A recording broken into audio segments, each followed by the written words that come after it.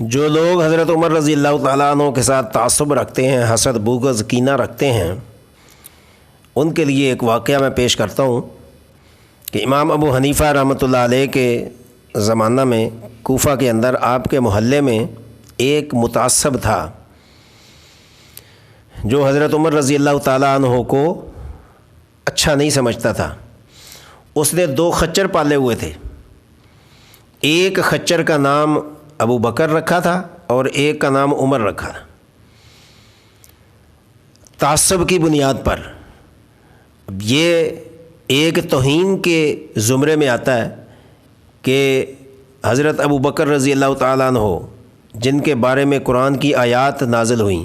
حضرت عمر رضی اللہ عنہ کے بارے میں قرآن کی آیات نازل ہوئیں، تو ان کا نام بجائے اپنے بچوں کا نام رکھنے کے جانوروں کا نام رکھیں، اور حسد کی بنا پر، بغض کی بنا پر، تعصب کی بنا پر، تو کہتے ہیں نا جیسی نیت ہوتی ہے ویسی مراد ہے، جیسی ہماری نیت ہوگی ویسے ہی انجام ہوگا۔ تو ایک دن کیا ہوا کہ اس شخص نے جس خچر کا نام عمر رکھا ہوا تھا، اس خچر نے اس کے سر پہ ایسی لات ماری کہ اس کا سر پھٹ گیا، اور اس چوٹ کے نتیجے میں یہ دنیا سے چلا گیا، فوت ہو گیا۔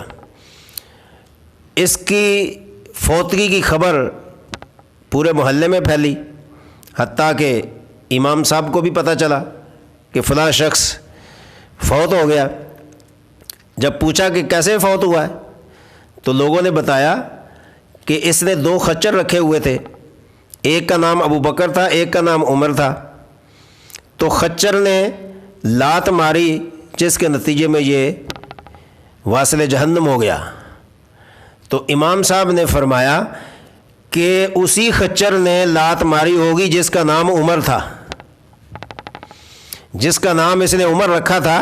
اسی نے اس کو لات ماری ہوگی۔ حالانکہ امام صاحب کو کیا پتا کہ کس نے لات ماری ہے، یہ امام صاحب کی فراست تھی، یہ امام صاحب کا تقویٰ تھا کہ ان کو یہ محسوس ہو گیا یقیناً اسی خچر کی لات سے یہ مرا ہوگا۔ لوگوں نے کہا کہ ہم پوچھتے ہیں کہ کس خچر نے اس کو لات ماری ہے، تو معلوم کرنے پر پتہ چلا کہ جس خچر کا نام اس بدبخت نے عمر رکھا تھا، بطور تعصب، بطور حسد، بطور کینہ، اسی خچر نے اس کے سر پہ لات ماری۔